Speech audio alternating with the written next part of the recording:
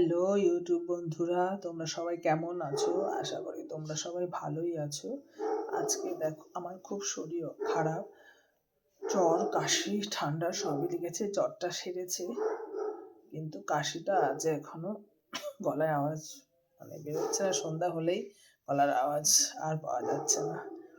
আজকে কি রান্না করেছি দেখো। এই শরীর অসুস্থতার মধ্যে দিয়ে ভাত, পেঁপে সেদ্ধ, শিম আলু পেঁয়াজকলি ভাজা, উচ্ছে ভাজা, পার্শে সর্ষে বাটা দিয়ে মাছের ঝাল আর টমেটোমের চাটনি।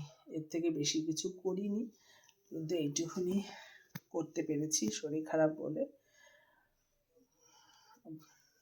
আর সকালে সবাই খেয়ে বেরিয়ে গেছে অফিসে।